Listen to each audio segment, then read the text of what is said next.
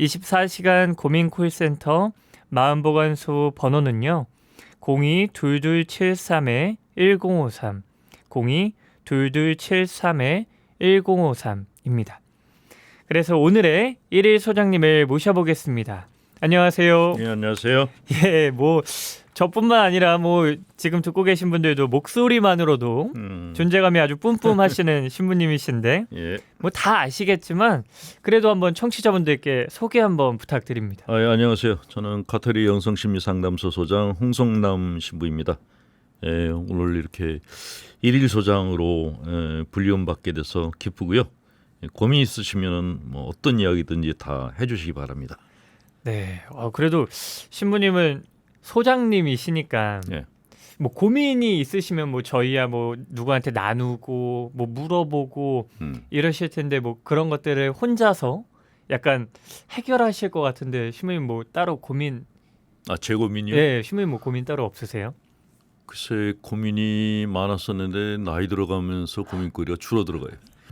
예를 하나 들어드리면 그 일본 시골에 가면 네. 시골집들이 주변에 대나무를 심어요. 대나무요? 예. 왜 대나무를 심을까요? 이렇게 말하라고? 그 임금님 귀는 당나귀 귀라고 이런.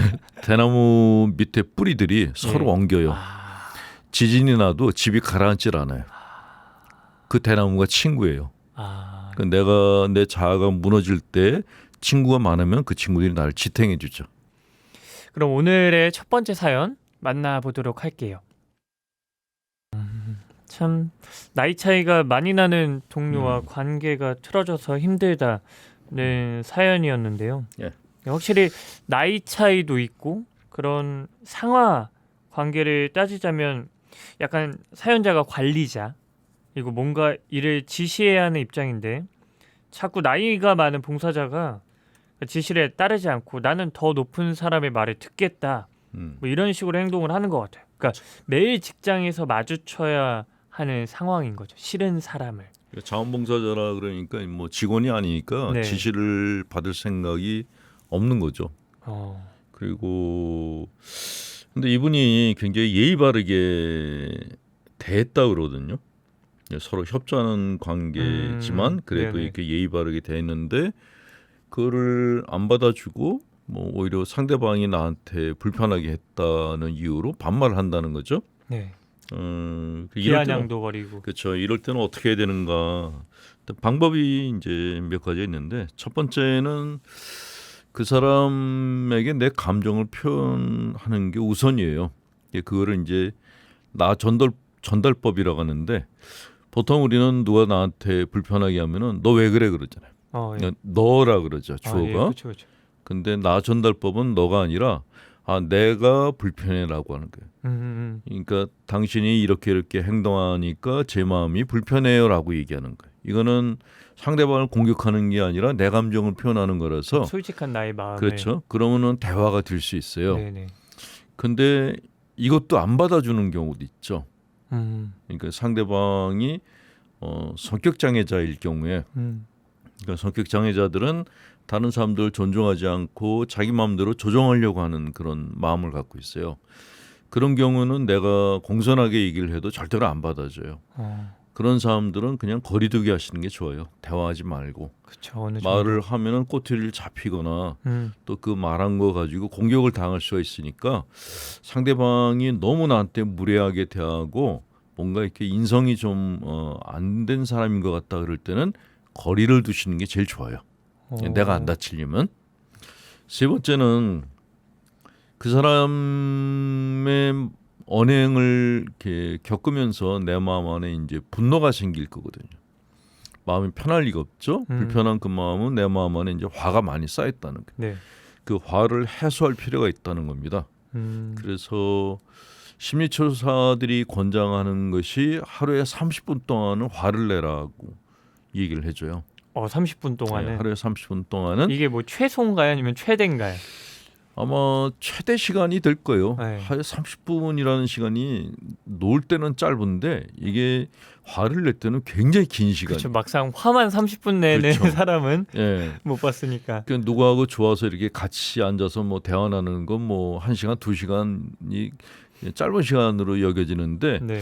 내가 불편한 마음을 갖고 있는 거는 굉장히 긴 시간으로 여겨져서 일단은 내가 불편한 감정을 다뤄야 되는 시간이기 때문에 30분 이내 한 10분 정도만 해도 괜찮을 거예요. 10분 동안 그 사람에 대한 화를 갖다가 벽에다 하든가 베개에다 하든가 이렇게 발산하시는 게 좋고요. 그러니까 뭐 어떤 대상이 있는 게 아니라 그냥 내 화를 뭐 거울에 해도 되고 베개에 해도 되고. 그렇죠. 이게 우리가 식사를 하고 네. 그다음에 화장실 가서 배변을 보잖아요. 네네네. 똑같아요.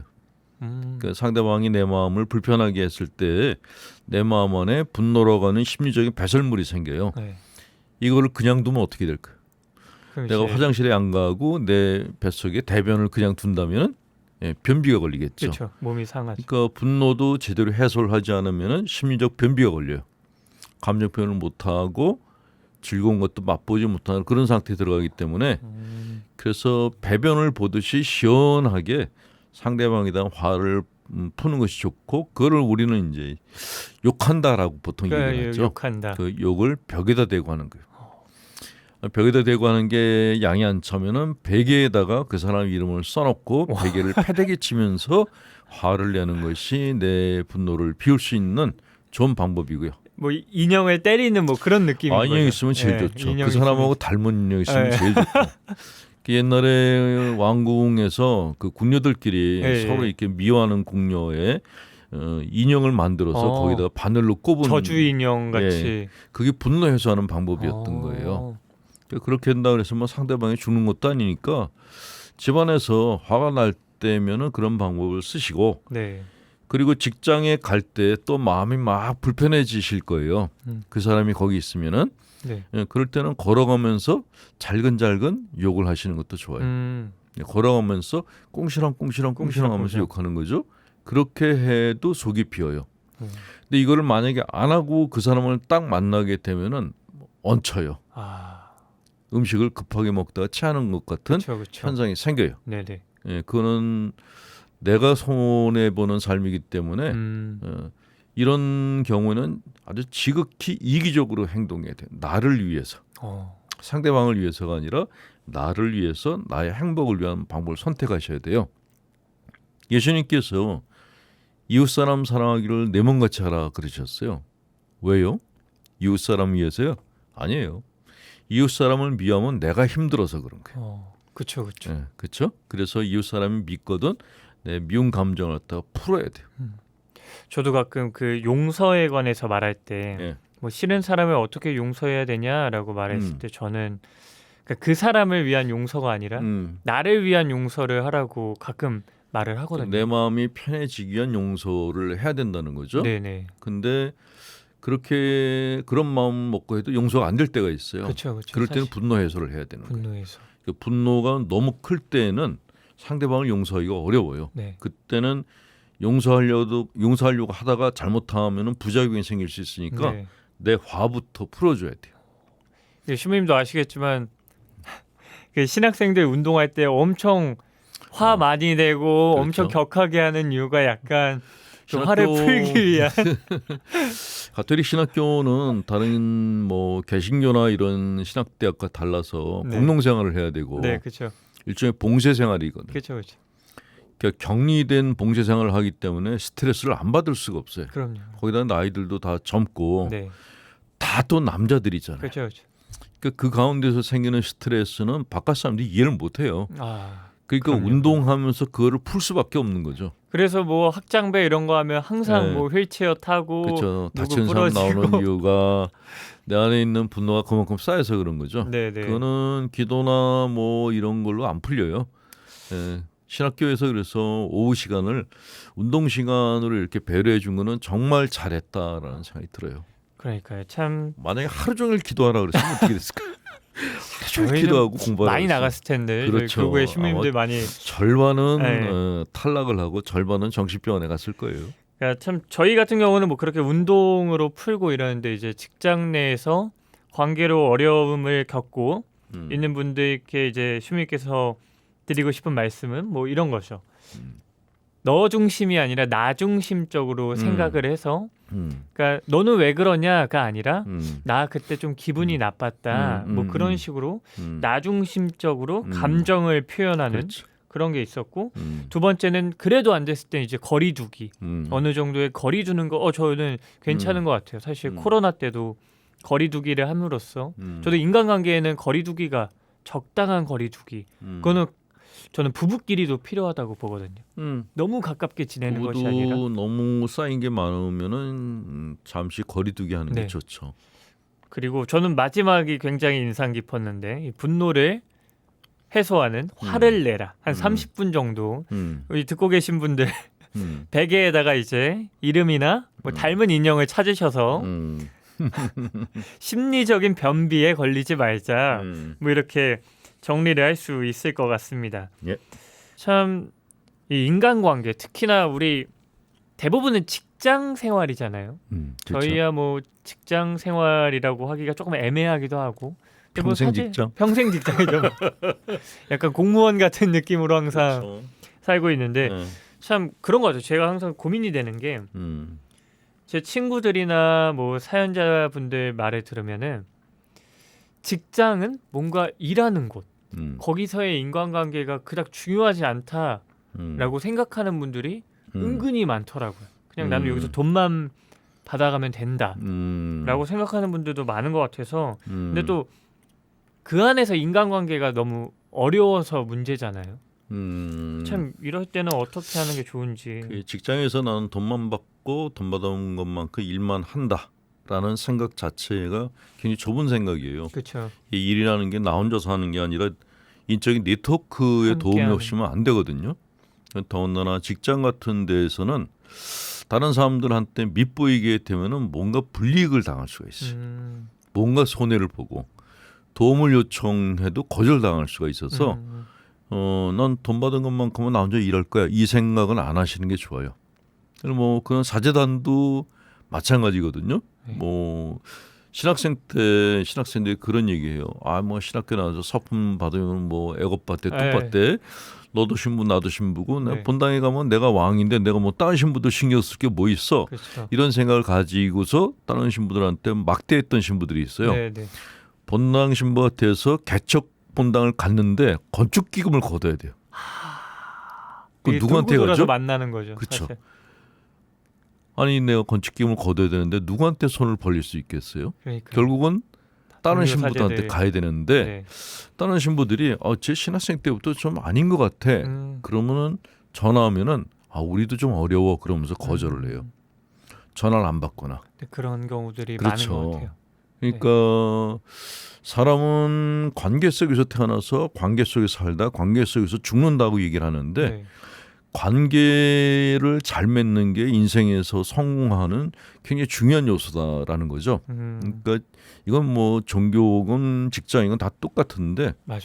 일단은 주변 사람들이 외부의 바람으로부터 나를 막아주는 그런 방패막이 벽이다라고 생각한다면 내 주위 사람들을 존중해 주는 게 굉장히 중요하죠. 그 대나무가 몇 그루 없는 거죠. 일본의 그 그렇죠. 느낌으로. 그러니까 빽빽하게 대나무가 둘러서 있으면은 바람도 막아주고 네. 지진에서도 집을 구해주죠. 네네. 근데 하나도 없으면 내가 무너져 내려갈 때 아무도 안 도와줘요. 이게 인간살이거든요. 그래서 직장 내 인간관계에서 고민이 생겼다라고 얘기하셨는데 고민 내용이 뭔지는 모르겠지만은 직장 내에서 중요한 거는 바로 직장 사람들이다라는 거. 그것이 상급자건 아니면 나보다 하급자건 상관없이 모든 사람들 다 존중해주는 마음을 갖는 것이 우선이다라는 것. 그걸 잊지 않았으면 좋겠고요. 고민이라는 거는 뭐 되게 어떤 사람과 이제 불편해지는 것을 말하는데 상대방이 대화가 될 만한 사람 같으면은 그 사람 마음을 편하게 해주기 위해서 내가 노력을 해야 돼요. 내가 잘못했으면 사과도 해야 되고 네네. 그리고 이유를 잘 모르겠으면은 내가 잘 모르겠으니까 얘기를 해달라고 청해야 되고 근데 그렇게 해서 대화를 요청했는데 대화를 거절했다. 그러면 거리두기 하시는 거죠. 그 사람이 나에 대해서 전혀 컨택할 생각이 없다는 거니까 굳이 내가 거기 가서 고개를 숙이게 되면 오히려 이렇게 그 피해를 입을 수 있어요. 그럴 때는 거리를 두시는 게 좋아요. 근데 참 그 직장 생활에서 만난 사람들 뭔가 같은 종교가 아니라 뭐도 아니고 이러면은 깊은 교류가 어렵기 때문에 괜히 마음을 안 주고 괜히 또 내가 내 약점 그런 내 아픔을 드러내면은 그게 약간 그런 약점 같은 거죠. 또 그렇게 돌아올 수도 있을 것 같고 그래갖고 일부러 그 관계성을 아예 포기하는 사람들이 많아지는 것 같다는 느낌이죠. 그거는 본인의 자아가 약할 때 이제 그런 현상이 나타나는데 그냥 자아가 건강한 사람들은 상대방을 존중해줘요. 예의를 지킨다 그러거든요. 네네. 예의라는 건 뭐냐면 둘이 붙는 밀착 관계가 아니고 이렇게 손을 내밀어서 딱 이 거리만큼 악수할 수 있는 거리만큼. 악수는 붙어서 안 하죠. 그렇죠. 악수할 땐 적당한 거리를 두고 하죠. 딱 그 거리만큼 유지하는 거예요. 나를 드러낼 필요 없고 그냥 내가 갖고 있는 호의만 간단하게 표시를 하는 거죠. 그 정도로 이렇게 사람들과 이렇게 친분 관계를 맺는 것이 좋다는 거예요. 근데 상대방이 손을 내밀었는데 내가 저 사람 손을 잡았다가 저 사람이 나에 대해서 다 알면 어떡하지? 그래서 손을 안 내밀었어요. 괜한 두려움 때문에 그렇죠? 애초에 손을 안 끊어버리는. 내밀면은 저 사람은 자기를 무시했다고 생각하겠죠. 그러니까 내가 저 사람한테 나를 공격할 빌미를 주게 되는 거예요. 네. 그래서 내 얘기를 다 털어놓을 필요도 없고 그렇다고 상대방이 날 갖다가 알까봐 뭐 도망갈 필요도 없고 그냥 적절한 선을 유지를 하시는 게 제일 좋다라는 말씀을 드립니다. 참 이 악수할 수 있는 거리를 유지해라. 그렇죠. 그러니까 어떻게 보면 악수를 할 수 있다 이러면은 서로가 서로의 손을 잡아줄 수 있는 그렇죠. 딱 그 딱 그 정도의 거리. 사이. 그 눈을 마주치고 대화하고 손을 잡고 악수할 수 있는 거리. 네. 이거는 가족 관계도 마찬가지예요. 보통 이제 심리 치료사들이 얘기하기를 가족들도 너무 이렇게 서로 이렇게 밀착 관계면 안 된다고 붙어있으면. 얘기를 합니다. 그걸 이제 융합이라는 방어 기제가 생긴다고 하는데 네. 우리는 한 몸이야라고 그런 얘기를 하는 분들이 있어요. 네. 우리는 마음이 하나야. 사람 마음이 하나일 수가 없잖아요. 그럼요. 근데 하나라는 생각을 갖게 되면은 내가 갖고 있는 생각을 말을 못 하게 돼요. 저 사람 심기를 불편하게 할까봐.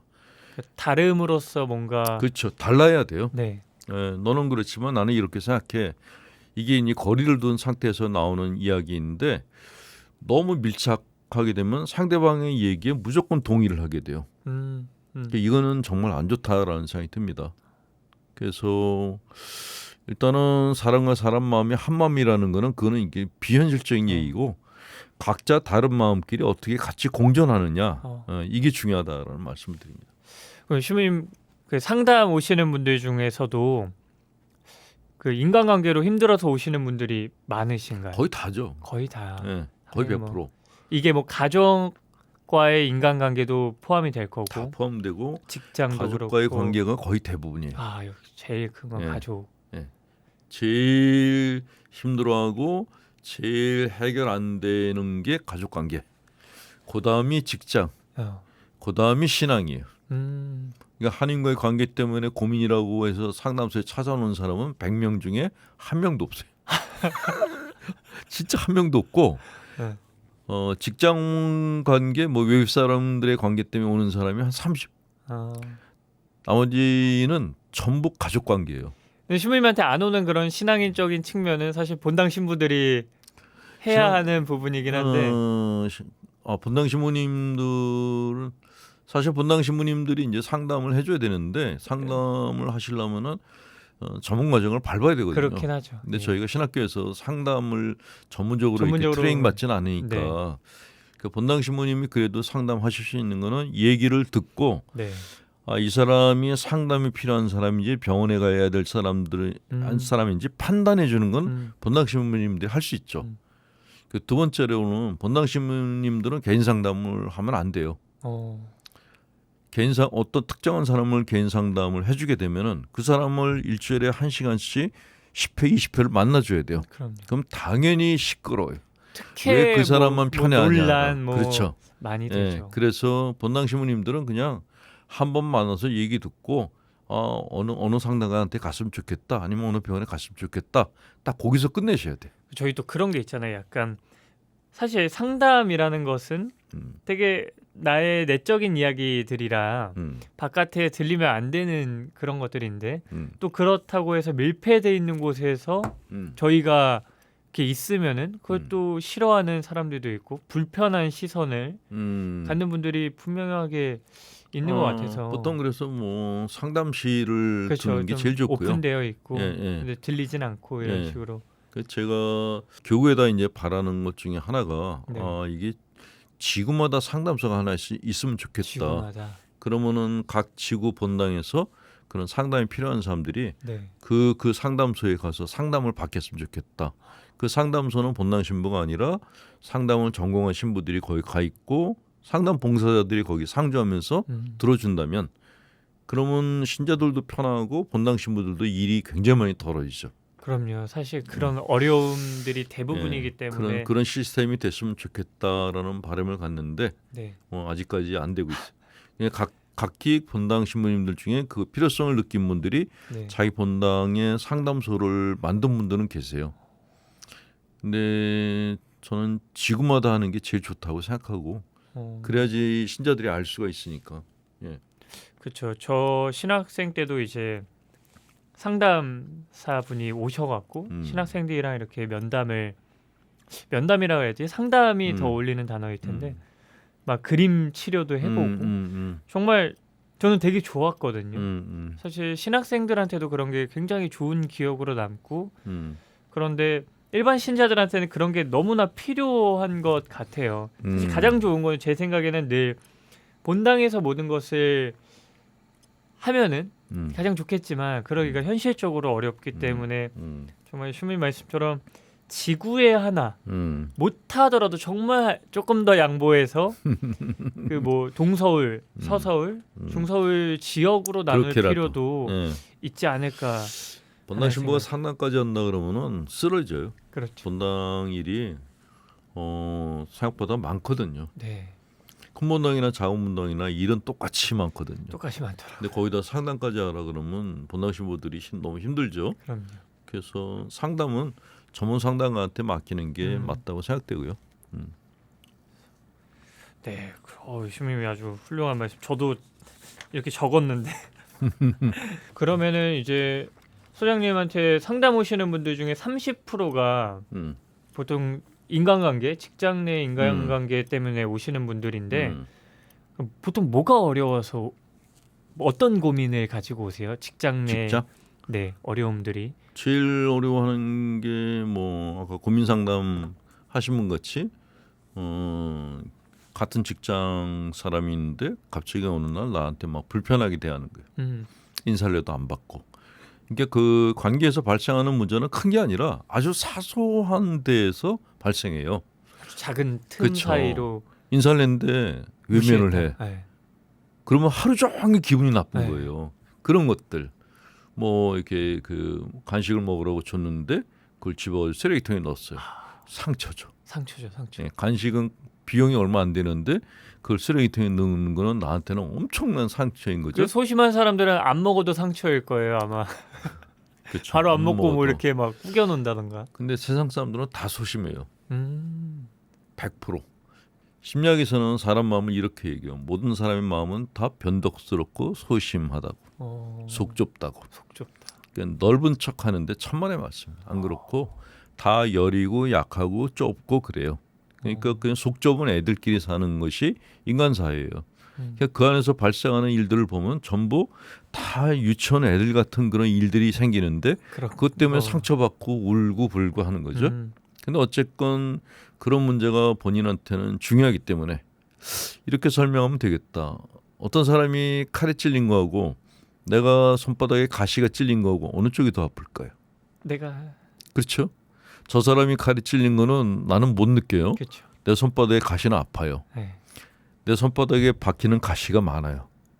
인간관계에서 상대방이 나한테 이렇게 존중하는 말을 안 썼다. 내가 웃는데 안 웃어줬다. 이게 전부 가시로 와서 박히는 거예요. 예. 그럼 보통 그런 분들한테 어떤 솔루션을 주세요? 뭐 예를 들어 직장 상사가 내 인사를 안 받아줘서 너무 막 서운하고 너무 막 이게 막 분노가 치밀어 올라요. 라고 하면은 그러니까 제가 아까 말씀드린 것처럼 그 직장 상태 가서 제가 인사를 했는데 안 받으셔서 제 마음이 많이 섭섭했어요라고 얘기하는 거죠. 왜 인사를 했는데 사람 인사를 안 받는 거예요? 그러면 이제 싸움이 되는 거거든요. 그렇죠. 네. 그래서 철저하게 내 감정 전달법 내가 그렇게 하셔서 제 마음이 섭섭했어요라고 얘기를 하는 것이 가장 온건한 방법이다라는 말씀드리죠. 근데 제 생각에 많은 분들이 이 화를 내라만 집중해서 이제 막 베개에다가 막 화를 표출하실 것 같긴 집에서 한데 혼자 하는 거. 네. 너무 늦은 시간에 하지 마시고 뭐 근데 많은 인간관계가 있어서 슈님이 말씀하신 대로 정말 나 중심적으로 이야기하는 것과 또 그래도 안 될 땐 거리두기 그래도 안 될 땐 이제 화를 내고 근데 이제 화를 정말 표출하는 건 저는 어느 정도는 이렇게 해야 된다고 봅니다. 제가 구청 공무원분들께 강의 요청을 받아서 갔었는데 네. 그런 구청 같은 민원실 있잖아요. 네네네네. 민원 담당하는 직원들이 그렇게 힘들대요. 이렇게 민원을 내려온 사람들 중에 정말 악성 민원인들이 많답니다. 와서 뭐 구청장 나오라고 뭐 이렇게 복도에 들어눕는 사람부터 막 그냥 뭐 폭언을 퍼부는 사람까지 있다 그러는데 거기에다 맞대응을 하면 또 이제 소송이 걸린다는 거예요.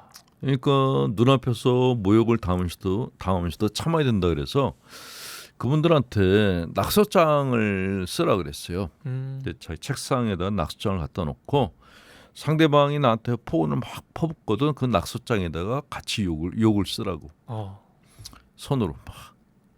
지금 뭐 하는 거냐 그러면 말씀하신 걸 적고 있다고 얘기를 하고 거기다가 이렇게 막 욕을 쓰라고. 낙서장 기법이에요. 낙서장. 말씀하신 욕을 적고 있습니다. 근데 뭐 나는 이런 욕은 안 했는데라고 말은 안 하겠지만 어쨌건 이렇게 상대방을 존중해주는 의미에서 말씀하신 걸 지금 다 적고 있다고 얘기를 하면 되는 거죠. 근데 정말 공무원분들 고생 많이 하시는 것 같은데 얼마 전에도 하죠. 뉴스에서 자기 민원 안 들어줬다고 뭐 불 지르고 막 행패 부리고 하는 것들 보면은 참 이게 안타까운 모습인 것 같습니다. 또 너무 오늘 감사드리고 혹시 마지막으로 우리 들려드리고 싶은 노래가 혹시 있으신가요?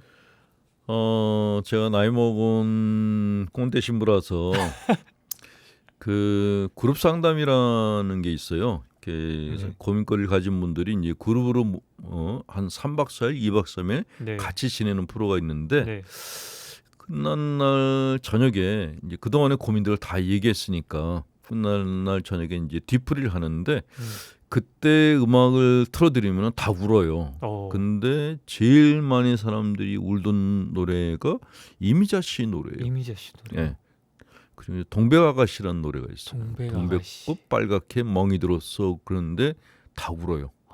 다 자기 생각하는 거예요. 그래서 이 노래가 갖고 있는 힘이 이런 거구나. 네, 그런 걸 느꼈죠. 그럼 이제 이미자의 동백아가씨 들으면서 홍성남 신부님과는 인사 나누겠습니다. 오늘 하루 정말 감사드립니다. 수고하셨어요.